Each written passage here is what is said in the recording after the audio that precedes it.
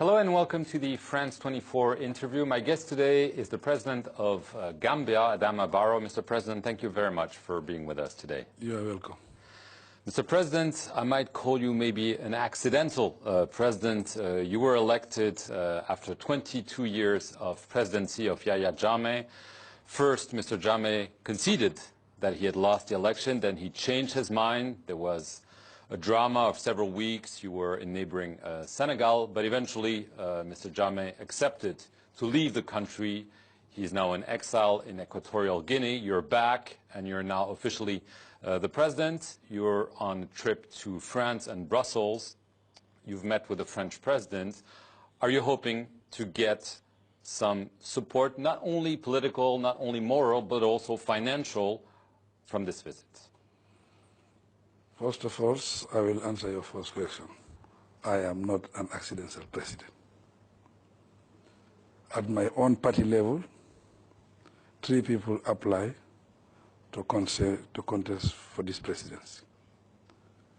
26 voted. 22 out of 26 voted for me. At the alliance level, 8 parties come together, 4 candidates contested the elections. I won the elections. I got 308. The second got 72. So I'm not an accidental president. I want us to clear that. We are in France because we are invited by the French president, Hollande, who made 2 speeches during the impasse and give a strong message to support the democracy in the Gambia. That's why we are here. We have a very busy schedule in the Gambia. National Assembly elections is on the 6th of April. We are here. We met basically all stakeholders in the French government. The message is positive. They are committed to helping the Gambia financially and in other areas of security and a lot of things, a lot of areas. Right, but obviously you need financial support. We know that there's a European Union financial aid package. Did France commit separately to provide some financial support, and if so, at what level? There is no figure that we can give as of now, but the message is France is ready to help the Gambia financially and in other areas. And the EU, French is a very, very important stakeholder in the EU. With their support, it can make a big difference in the EU level. But the EU is, they are our biggest donors, and they promise to give us budget support. You're hoping that in Brussels you'll get also more support from the EU, or is the level they're granting you satisfactory in your eyes? We have hope that they can give us more, because we are going to meet all the stakeholders there, give them first-hand information, give them a direct message from the president. I think that can contribute a lot, and that can make a big difference in the process. I want to get back to your predecessor. As I said, he's in exile in Equatorial Guinea, and obviously there were negotiations with other African heads of state. There was the threat of a military intervention that probably pushed him out. Was there a deal whereby he would be granted some kind of immunity from any types of prosecution? I have said it in several interviews. We are going to set up a commission of inquiries. Before you can take any action, you have to get the truth first. Nobody is above the law, including myself. And including him? Including him. He is not above the law. There are several inquiries that have been announced. Some are into some potential financial misdeeds. There have been reports that a charity that was supposed to fund projects was actually directing its funds towards him. What is your estimate of the money that was stolen by your predecessor and his entourage? We are still inquiring. As of now, the amount is up to $4 billion. $4 billion. Yes. As of now, we are still going on. We are looking into other areas. And also, there will be an inquiry set up to find out exactly what have transpired. We are trying to see what is in foreign accounts. We are working on all that. But domestically, as of now, it's a little above $4 billion, what we have seen. And abroad, would you consider seizing assets? We've seen this in previous transitions from dictatorship to democracy, some assets abroad being seized. Would you go that route, if necessary? The Gambia was looted. Gambia was robbed by the president. If we rob the Gambia, obviously we will want to recover. If we have any asset that we feel that we should recover, why not? What about human rights violation? Human rights groups have documented people being jailed, people being tortured, people being killed, people disappearing through those 22 years. Are you willing to go after the regime and some of its actors? Some have been arrested already, to really try to see what happens in terms of human rights violations. We are ready. We have set up a commission that have started work. There have been 18 arrests. 4 are with the military, 14 are in detention as of now. And we will carry on to know the truth.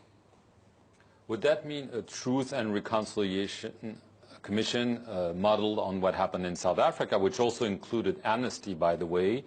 Or do you think this should be done by the courts and not by a special system? In the area of atrocity that we are committed, everybody who is found wanting will face the due process. Already the court process has started in some cases. Would you consider, obviously your predecessor wanted Gambia to pull out of the International Criminal Court, the ICC. You stopped that process. Would you consider asking the ICC to prosecute some of the cases that you feel Gambia is maybe not in a position to prosecute? In the first instance, we have to do our inquiries, get comprehensive report, know the magnitude of the cases, then that's the time we can decide what way we are going to take. So you don't rule it out? We don't rule it out.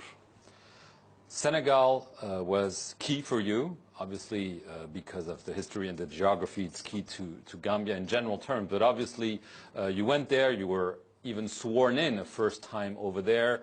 The president, Macky Sall, supported you. But you're the president of Gambia. Isn't there too much leverage for Senegal and its president over Gambia because of all the help he provided you to make sure that you are now the president of Gambia? Senegal was part of ECOWAS. ECOWAS is an organization, it's a group that Gambia is part of. And there was an impasse in the Gambia. The old president lost elections and he refused to step down. It was the duty, it was the responsibility of ECOWAS to take those steps. And Senegal was part of that. Senegal is a neighbor. Senegal is a friend. And our friendship will continue. It's a friend like any other friend, or it's a friend you owe a lot to? He is a special friend because of our geographical location. We are two people occupying two different countries. Same people occupying two different countries. They will remain two different countries. We know there have been attempts at a confederation. This is out of the question for you? We will remain two different countries, but we are the same people. Right. When you were elected, this was part of a 7-party coalition, and you described this as a family and that it would remain a family. You mentioned forthcoming elections scheduled for April 6th. This coalition actually doesn't exist anymore. The candidates are going to be running for different parties. Are you disappointed that this coalition only held for you to become president, but cannot hold for the future. The coalition is there. Really? It remains intact, yes. There is a tactical alliance. When we say tactical, we don't want our parties to die. If you want to contest under the coalition is not a party, it's not a registered party. That means you have to resign from your party to contest as an independent candidate. So the coalition remains? If everybody resigns from your party, who is going to run the parties? That's why we see that the parties continue as a tactical alliance. So the coalition is on. You promised in the agreement that you would stay president for 3 years. Are you still committed to those 3 years, or could you decide to stay longer as president? This is the agreement. That's what we agree on principle. My mandate is 5 years, but the agreement is 3 years. We have a lot of work to do. When we get to that level, we will assess whether we have finished what we wanted to finish. It depends on the coalition. Right. Are you concerned that some remnants of the former regime, obviously 22 years means there were lots of people who were appointed, could still cause trouble in Gambia, including a potential coup? We are concerned 22 years is a long period. And 22 years a dictatorship rule. It's very difficult to erase them completely. There is potential, but we are very, very, very committed to make sure we secure that country, to make sure everything works in the interest of that nation. Okay. Thank you very much, President. You're most welcome. Adama Barrow, and thank you very much for watching this edition of the interview here on France 24.